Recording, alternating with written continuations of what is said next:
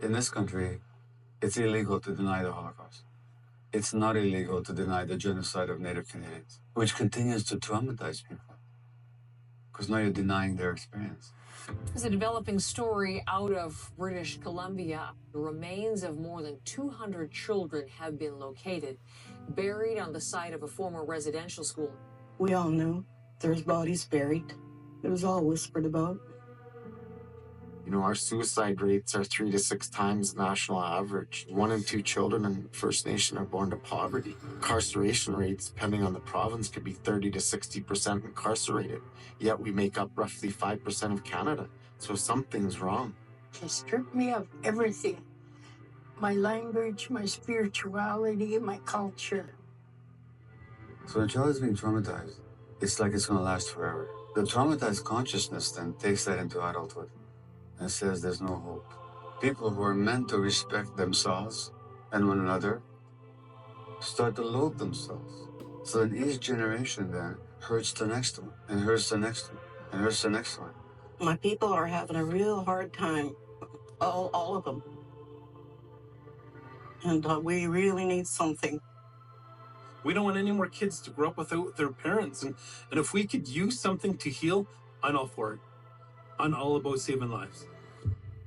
ACM, which was the right students don't start to sleep, you do not start to sleep to Spanish. And it's odd that on a Coachella tribe, but I was made with Sundance Chief by 2 Lakota families in South Dakota. And I did ceremony with them for a short time, 8 years. And one of the main chiefs, he kept on telling me I would be chief, but I postponed it a couple of years because I didn't want to do that. It didn't want the responsibility. Then I accepted it. Then another Lakota family also made me chief, but also involved with our Coast Salish ceremonies too.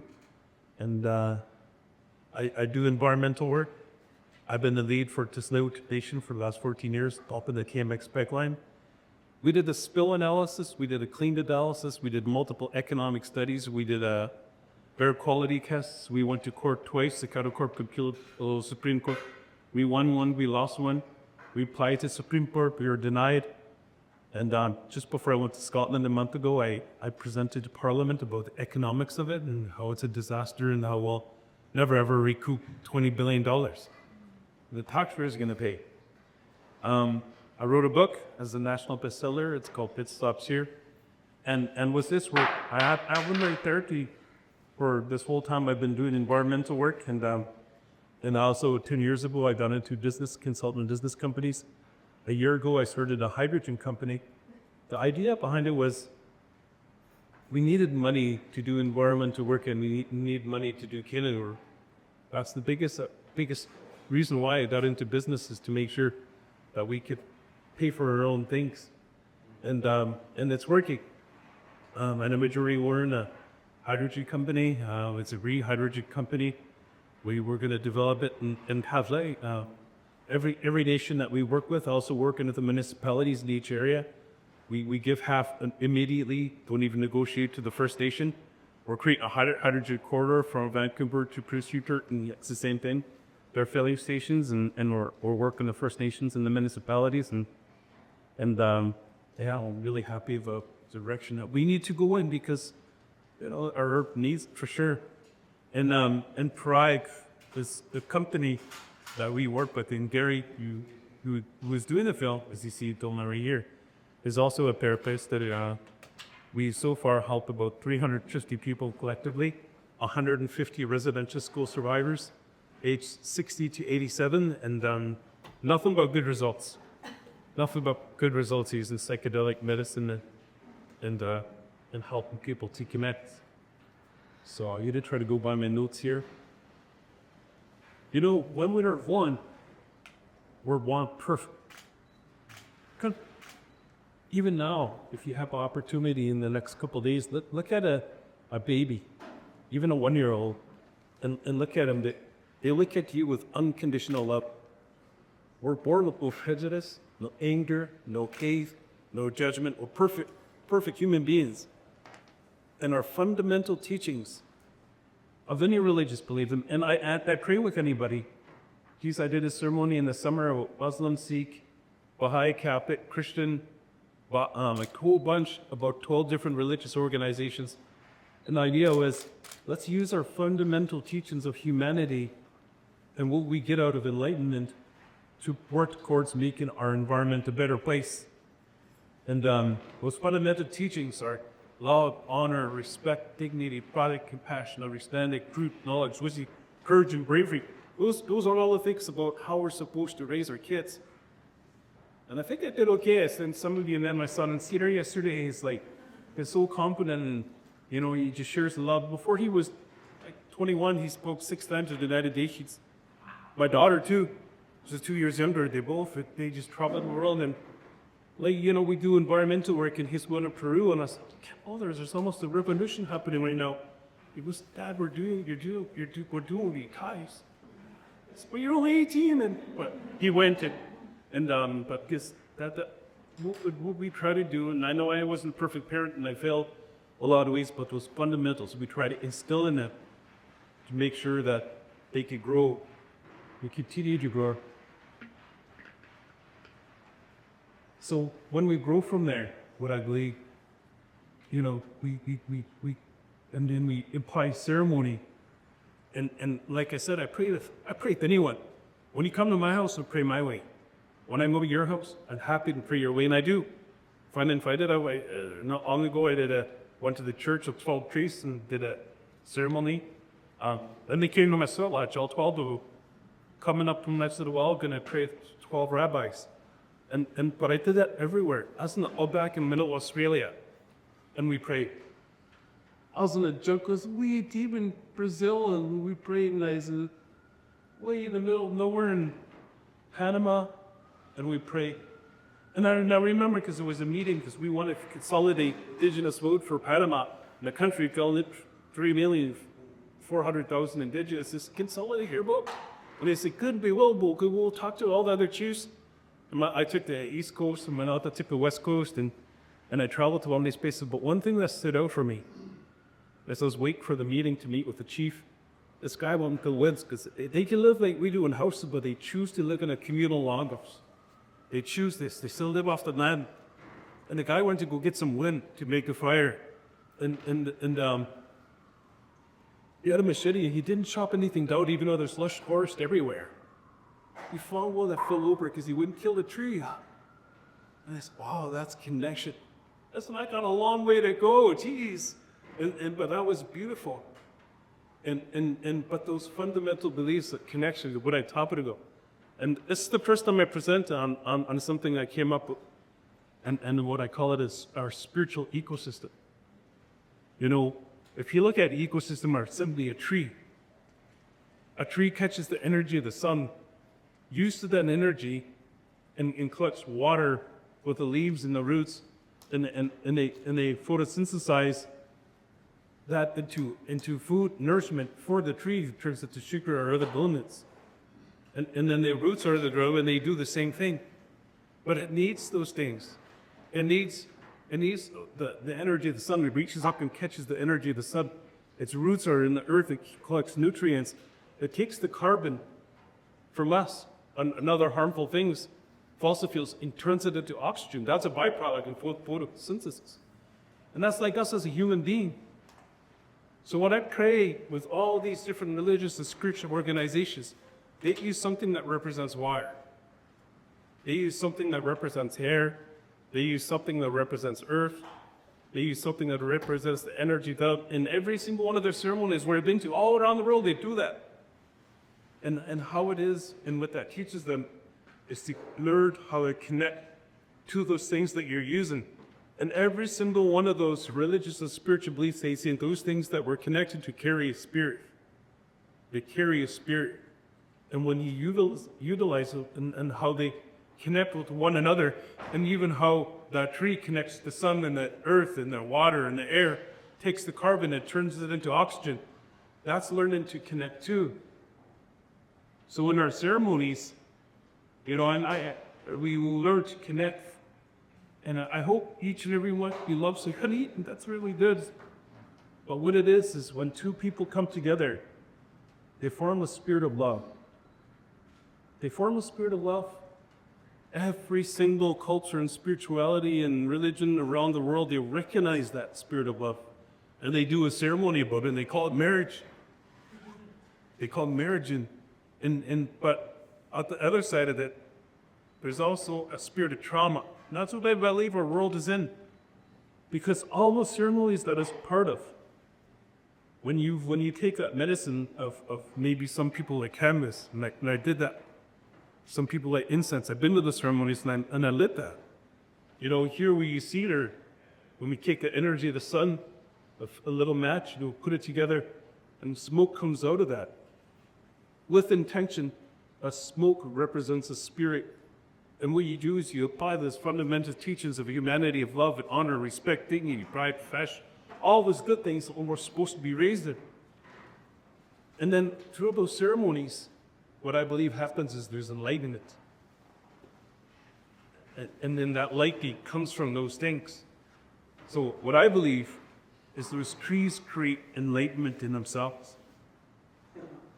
They create enlightenment by using all those elements that are around them. And if you look at that tree and what it represents and what it starts to become, we will look across the water. There's more to that ecosystem because that tree it creates forest when you put them together. Look at the mountain over there. But even that's a bigger ecosystem. So beyond our spiritual connection of what we learn, because what we first teach, the very first thing you teach when you come to ceremonies, will teach you how to smudge. And that's what I talk about. And then the sweat lodge and the pipes are running in, and the visual quest and the Sundance. And the Sundance, what we want to achieve, and that's what this medicine talks about, is a higher state of spiritual consciousness. A good friend of mine, Gabber and Paul Stamlis were explaining to us that when we're in a higher state of spiritual consciousness, whether it's salt-induced or medicine-induced, our brain receptors are receptive to create change. And that's why we have success with people in addictions. That's why we have success with people who are alcoholic and are drug addicted, or even myself with my road rage, but it's gone now. It is. And although that I claim to choose my brain receptors to recognize that Vancouver has the worst virus in North America. I'm okay with that. I healed. But seriously, that's what it helps it. It creates those change. But also what it comes up with is enlightenment. It's easy for me to do what I do because, like I said, in my healing work, we did a 1,200-page assessment on the TMX Baker, a spill analysis, a clean analysis. We did multiple ecumenic studies. And one of my elders is here, one of my elders said, "It's good you want to stop the pipeline, but you have to show them our way." And I was like, "Oh, smokes, how am I going to show them our way of spirit to people who don't even understand they carry a spirit inside of themselves?" When I met Richard Kinder Morgan when he was in Houston, Texas, to speak at the Kinder Morgan AGN, I shook his hand and there's nothing there. There's nothing there. His relationship, what I'm talking about, of how we need to connect, wasn't with human beings or an ecosystem, a spiritual ecosystem that makes sense, but it was with money. And it was with greed. And I talked to him. Like I said the same night to Parliament, because Joe Bateson asked me, he said, "Do you heard the CEO of this well company?" I asked him the question. I said, "Do fossil fuels affect climate change?" And the guy said, "I don't know." And he asked me, he said, "The pump is not making fuel." I said, "And it's sad for him that is so entrenched in what he believes to be disconnected from his own spirit or some sort of enlightenment that is not thinking of his future generations." And how's that? That's trauma, I said. That's trauma to not be connected to his kids enough to receive enlightenment from something so beautiful like that. That's trauma. And I said, I feel bad for him.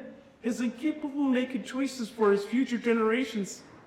But because it's part of the human race, like wherever I teach it, I'll make choices for future generations. And that's why we're stopping this. And that's where enlightenment comes in.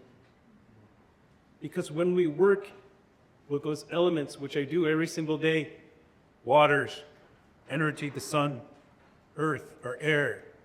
We need all those things, and they carry a spirit. When I work with them, the light me comes, and then it teaches me. Just like that tree, he teaches me, but it goes into a mountain too, because there's something more that we could add to our spiritual ecosystem, and that's the relationships that we have and we could fix. You know, my partner is just like, geez, I want to love her more. I want to love her more. That cylinder, the best way I can explain it, of love between her and I, had all these traumas connected to it, and most of them are mine.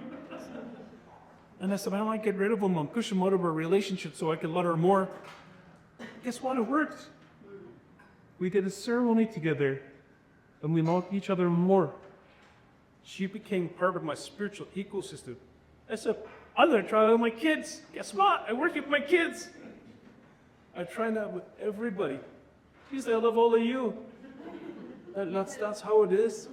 That we learn it to grow and to create and define what our ecosystem is. Because right now, we're in our own cylinder, in our own bubble.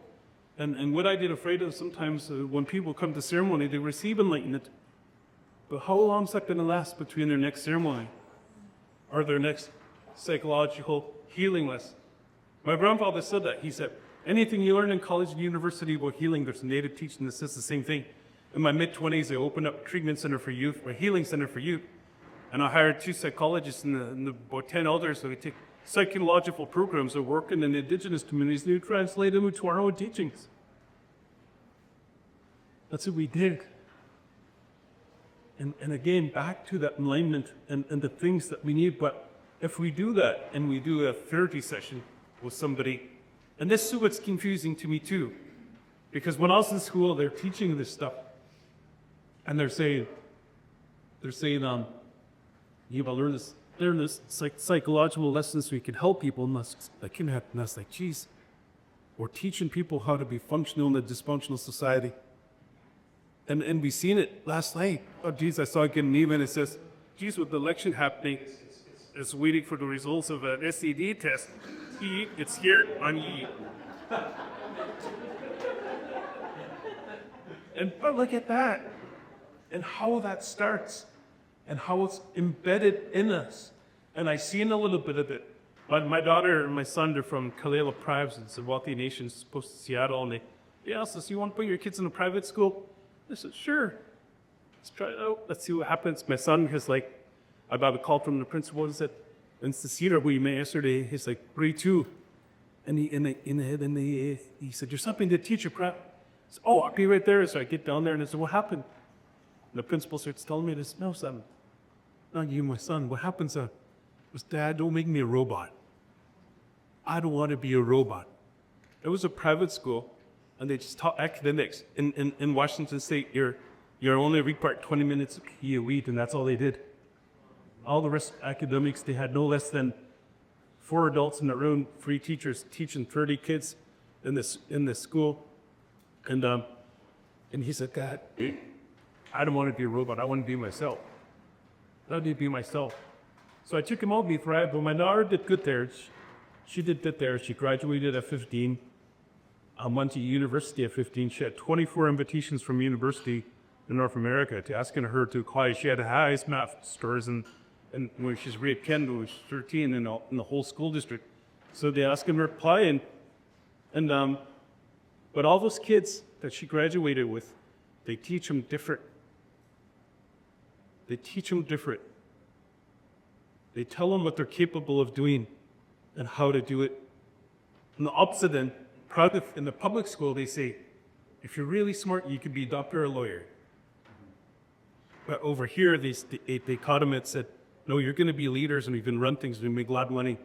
Every single one of those kids that graduated in 15, every single one of them, most of them went to Ivy League schools, they all took political science and business. Every single one of them. We're taught what we're capable of doing. I grew up in the talk about residential school. I was the mute, those problems that happen in residential school. A lot of abuse that has to be from oppressors, and that's a happening of our indigenous communities. And I wasn't immune to that abuse. in my house, the party house and all this horrible things. And every weekend there you party. Every Monday morning I'll go to school and they do a test. And I'd fail on this. Reuben has a learning disability. He followed me all the way through high school. I didn't have a learning disability. That's sleep deprivation. You know? And then what I didn't know I could do, what I was capable of doing until I got connected, until I felt enlightenment, until I started to see who I am and started to take apart those things that created that trauma that was in my life. And that's what we do with the communities. That's what we do with everybody. What you talked about, the 300 and 400 people that we have, a third of them are non-native. We did a whole ceremony with elected officials. We did a full ceremony with really wealthy people that want to fund part of what we're doing, want to get this island. Because we show them the lighties, that the traumas that they're holding on to in the world that we're living in from, because we're told what to do, how to be, and who to vote for. Should we vote for bad or worse? You know, Obama, bless his soul, got in there. He sold more artillery in his last year than George Bush did in 8 years. And the Republicans are smart. They get the biggest, loudest buffoon in there, distract everybody from the whole suicide lady. Roe versus Wade, distraction. All the wall, distraction. They shut down those oil rigs out on the coast of California at 20th Circle for like 20 years or something, some of them. As soon as he got in, nobody need to peep about it. He opened them all up again. At this point in our world, in more serious time than the history of man being alive, we're dire straits. You know, I Googled it one day in August, how many fires there were, and the show gave that there's 435 fires. Just that day. And they talked about how they put out 300 in the 2 months before. And it's that lack of connection, but what we're told, and it's apparent in the States, because 1 out of 4 Americans can't fund the United States map on a world map, the country on a world map. Some of them graduate, 20% of them with the grade 8 pre-thing on them. But they're being told what they're capable of doing and how to be, what job to have, and who to vote for. And they feed into that. And it's crazy because you like in the Southwest, the biggest recipient of social assistance is old white men. The biggest demographic code for Republicans, old white men. They're screwing them over and they're screwing us over, or we're losing our voice because we don't have that connection. I believe that. Our world is missing that connection, and that's why we do this. So when you come to my ceremony, I'll teach you shmach. It's lighting the candle, incense. We do swivage, it's like a sauna. We do visual class, we do all these things, and step by step, and after 2 or 3 years, we'll bring you to a ceremony that will introduce you to higher state of spiritual consciousness where we simulate experience heaven a little bit. And that could take you a couple of years, but with this medicine, I used to say, don't take a medicine that brings you there till you can get there on your own, but I don't say that anymore because I see the people of how it's changing their lives, how they're connected. And I say, why not? Why not love your partner more? Love your kids more. Love those elements that we use to enhance what we have, that have a spirit. In every indigenous language, there's a word for the oneness. Not so much here, one heart, one land, one prayer, one spirit. Lakola say, Metakia say, all my relations, everything's interconnected. Us in Scotland, it's sort of a weird thing because I love First Nations. And so people come to me all the time, hey, my great-great-grandma's up in your princess, and look, go together. So I was going to Scotland, and they're like, my great-grandpa's Scottish, and then Canadian, and I go, really? I do talk like this. I did a tour of Expo 8 times in 10 days, and I covered 1/3 of 2/3 of the country, and then at the end I'd be with, hey, you know what? I'm Scottish. But they were great because they introduced me to my clan and everything like that.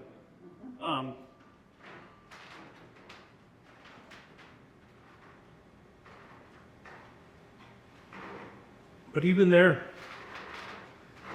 it was difficult because it was I know about what happened to Indigenous people. I do. And when we look at that, and this is sort of what my book's about, and what the film is about too, is that, you know, when trauma happens, like there's a love spirit, but there's a trauma spirit, physical, mental, emotional, sexual abuse. And when it's like an open wound on you. And it's not nice what happens. My grandfather is Chief Reuben George. He's the first Native American First Nation nominated for Academy Award. My mom went to Academy Awards. She's like really tickled and loved Jack Nicholson. But he went out. And he knew all these people. But when he was a kid, he was put in residential school. And he couldn't speak English. And he came from a communal living place. It was all communal. 5 years old, they cut off his finger because he couldn't speak English, and they told him not to speak the language he's speaking, which is our language. And then my mom witnessed murders, little kids in residential schools. What happens is if that wound, like on your arm that needs stitches and antibiotics and a Band-Aid, if that's not healed, that spiritual trauma, which is a spirit, if it's not healed, it gets passed on. Modern studies show that up to 3 generations of your grandparents or great-grandparents, if their trauma wasn't dealt with, you'll inherit it. And that's why I had anxiety. That's why I had a depression. And I did my best to hide it from Cedar. He made us to be my daughter. And guess what? They got it. Because we didn't close those wounds of my grandpa, and then of my mom, and then what I accumulated myself. And what we could do is we can learn this and go through as much as we can with psychology, teaching us how to be functional, dysfunctional society. We can learn as much as we can with that, mentally, emotionally, and physically. And I did all that. I did all those therapies. I did, and it worked to a degree. But what I believe in is we need spiritual healing to heal those wounds and to stop that pain from moving forward of what that can do. And so when I was in Scotland, you know, I talk about colonization, and what the guys, they said, let the truth be told, the people that colonized us too. And it was such a weird thing to see a blonde-haired, blue-eyed elder come up to me and say, hey, I went to residential school, they hurt me, they abused me, and they took away our language, took away our culture. He goes, I was told what it was like, that the village next to us, and they pointed at it, was just on the mountainside out there. They said there's a whole village there. They burnt down the whole village. They put everybody on the ship and sent them to Canada and Australia. And I said, wow, that's trauma. That's trauma. And we talked about that, and they said, we're doing all our healing that we can, but we want connections to Earth, that ecosystem. And that's where I came up with this, the spiritual ecosystem. Let's match it. What you want to learn from Earth is what we learn from Earth, because it's fire, earth, water, and sky. Those things carry spirit. We're connected to that. And we match it with our own human being ecosystem of what we need to make sure that we thrive and help our tree of our spirit of who we are to grow. And we need spiritual connection. And the best thing is it could start with love. That's one thing that anybody could achieve. My brother lived down there, he just passed away in February. It was hard because I watched him deteriorate. The last 10 years it was hard. The last year was brutal. He tried to get out of his bed when nobody was watching me. He fell down 13 times out of his bed, and he broke his leg 3 times. He was so brittle at the end. But I seen though how down here it's still a community, and they still create connection. Actually, more than other places that I see in the city. When I go down there, they make eye contact with me, and I go there. I take care of his widow whenever she needs money or anything. I do that like I did for him, food, money, or whatever he needs. But I got to see that community. I got to see how they care for each other, and that's connection. I saw that how they help one another. And you know, right on Main and Hastings, that's where my dad overdosed. There's a bathroom that you go downstairs, and I dealt with that because what I learned about that, it was a communal trauma. Not just him dying there, but it was all the people that died there that were my people. And then there's a communal trauma that was there. There's a communal trauma for all the people that went to residential school across Canada. It's a communal trauma at night. And that's what we need to move towards for our communities, is to create communal treatment to address these issues and to close our wounds that we may witness collectively together. But the people here, my brother was married together with his wife for 27 years, just loved each other and went through beautiful relationship with each other, even though it was suffering. So even at our lowest points, we can find something like that could help us to motivate ourselves to be better. And if we could give guidance about how to be and how to work with it, with all that you have already, it's good. You don't need to pray my way. It's just as long as you meditate. Meditate anyway. My Cedar's godfathers owns a real popular yoga studio on a commercial drive, and we all did yoga. My mom did yoga, and we all did yoga, and that was a good meditation. It was a good meditation, but what I do believe is we need something to help us to close those wounds, and our community needs it. And if we could be better examples about how to be, then we could help those trumpeters. No, we would. I would. But that's a crazy thing. And while he's in office, the rich got richer by billions. And that's what he looks out for. And Canada's the same way. My mom voted for Trudeau. Voted for him, and he made all these promises. But what I believe is when he got in there, like Obama, when he got in there, had all these ideas, but what he found out pretty quick is he doesn't run nothing. The same people doing stuff are still doing it. And it starts at a young age, because we can fix those things. Tsleil-Waututh Nation opened up our own school like Sechelt did.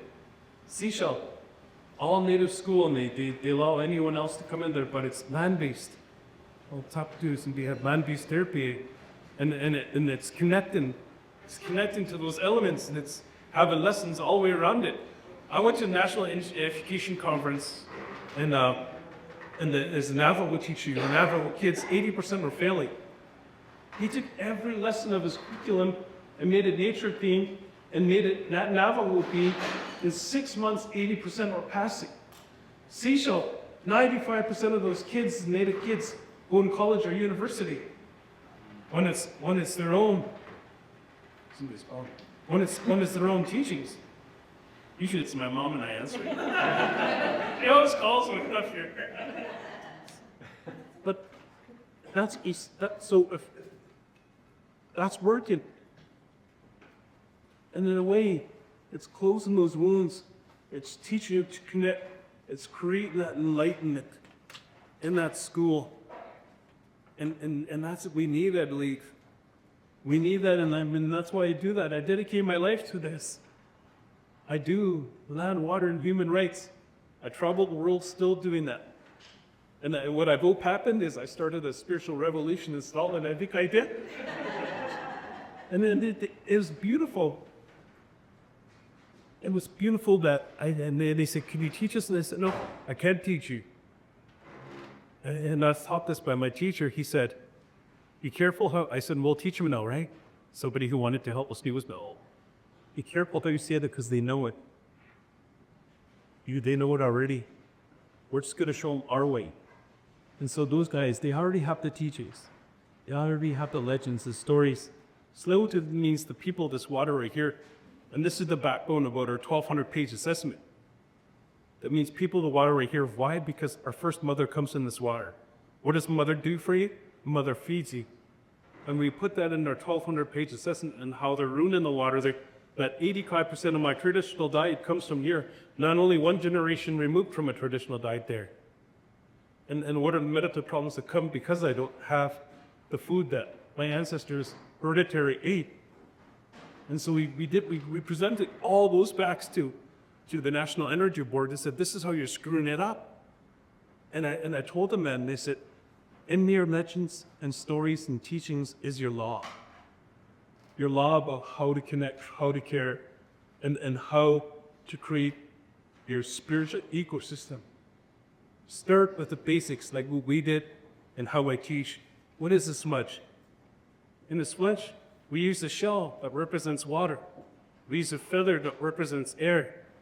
We use medicine, which is cedar, represents earth, and we use a really holy lighter to represent the energy of the sun. And but those are the elements that any ceremony uses. And then that's the beginning of our spiritual ecosystem. Then we clean the cylinders of what we have with one another. And we don't even have to kill the people or connect them with to continue to make that cylinder of love grow. Still connect with somebody. My brother was living down there. We sure connected. We sure connected. Till the last breath, I was with him, and we stayed connected. I didn't try to change him because it was far beyond what he wanted to do, but I accepted him for who he was, and we had good moments together every time we visited. We sing songs. He loved you too. He could still sing like Ono. It was beautiful. And then that's connection.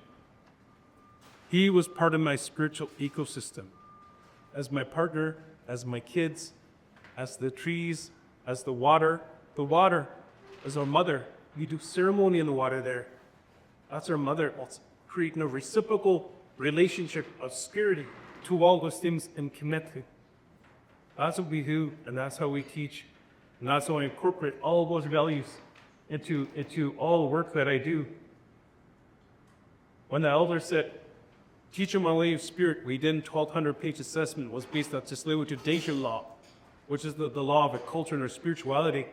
We did a spill analysis, we did a clean analysis, we did economic studies that still included our spiritual and cultural law. We went to the federal court of appeal, the courtroom was about this big, and they said, well, we're talking about our law, so we have to change your roof. What do you mean? That hasn't been done before. Well, we have to because it's our law. We have to make this a holy place.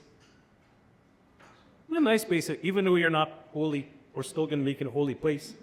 and that's what we did. And that's what I did, even in business. I tell our potential business partners, I say, what we want to fix is the environment, and I will under human rights, help Indigenous people.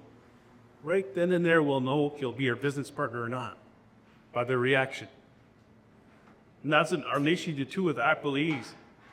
And the Kwok family is the 5th richest family in China that became our business partners first for Tsleil-Waututh. And we made those connections. And I do that all over. And I want to do that with you. And I think I have. So I thank you. I thank you for taking the time to be here and listening to me. And I wrote all these notes and I didn't even book. I just was up all night. But I'm really grateful for the organizers team and all you guys. And thank my elder, Gene, for coming. For your future stuff, talk to him and they'll help you out. And, love and blessings to each and every one of you. HBCF, thank you.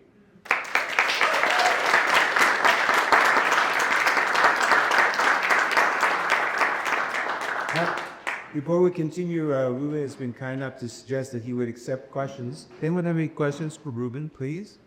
I'm happy to walk the mic to you.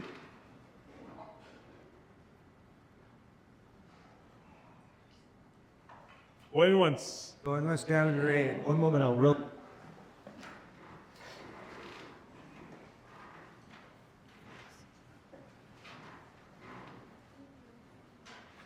Hi, Reuben. My name is Kira. Thank you for sharing some of your story with us. I work at Mission Possible, that's just down East Hastings, and we help folks in the downtown east side get into stable employment as part of their recovery journey. And I'm wondering, as we're trying to help them get into employment and teaching them values of purpose to find meaning and dignity in their lives again. I'm wondering if you have any suggestions or recommendations of how we can help them get into employment without imposing on them some of the rigid economic systems that may have put them in that place in the first place. First of all, my hands up to you. The staff down there are so incredible and so beautiful. You know, if I do ceremonies for some of the staff there to help them, and you know, I never charge for any of my ceremonies, and I'm always happy to help, especially the people down there. They saved my brother's life multiple times, and you know, I thought I did a ceremony group like yours, and I said, how many lives to save a month? And there's like, oh, we saved 2 today already, and it wasn't even noon. And you know, and those are human beings, and I think that's how society needs to see them, because I was listening to the radio and they're talking about, say, they're such a nuisance. You know what? What's a nuisance is just these pipelines going through that are killing people to the highest concentration rate of cancer. That's a nuisance. You know, but all human beings, not all of us are doing that. And not all homeless people are like how they're saying. So first of all, thank you for what you're doing. And I think after I do this quick-line stuff, I want to come help. And one of the ideas that I want to do is the $2 million a day that they spend on homeless, it's change. It needs to change and help people like how you're saying. What is proactive? Good warehousing people. Good warehousing people, and it's be proactive with people like you and think out of the box. But here's what I suggest. I have a spiritual room. My elder does. And when there's a problem with our community, I know this ain't a solution, but I encourage you to find the solution. I meditate in that room until I find a solution. If there's a problem with my family, with my kids, I meditate until I find the right words and the right way, the right words. And that's how the hydrogen came about. We meditated and we prayed on it, and then we said, can we do this? And we said, yeah, we can, let's do it. We got our grant and money in to do all the research and development. Now we're talking to huge banks that want to fund us. But it's always looking for a solution. And I think one way to look at it is to, where does that money go, those $2 million a day that we spend on homeless? So I put that question back to you. I know I don't have the solutions. I'd need to meditate for a long time to help with that. But thank you for what you're doing. Is it alright if I'd ask you a follow-up question? Sure. A lot of the boys who come to us in our programs, they come from a current state of desperation. You know, their needs aren't being met, and part of what we do is trying to help them meet their needs. But you talked about having different blocks to a person's spirit, and how that can affect them from a holistic level.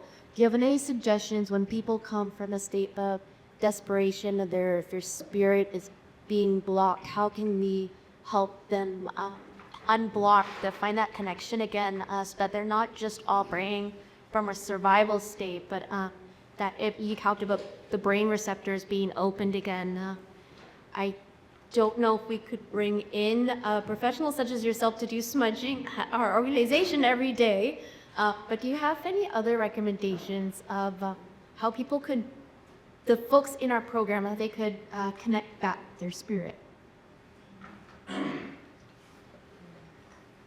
I think smudging would be an important thing. And it doesn't have to be me. I believe you. I do. And it doesn't have to be sage or sweetgrass. It could be candle. It could be a candle. It could be some incense. It could be something and to help remove those blockages. And I know it's a brutal, hard task, but what that does, because my ceremony we'll go out a couple of times a year.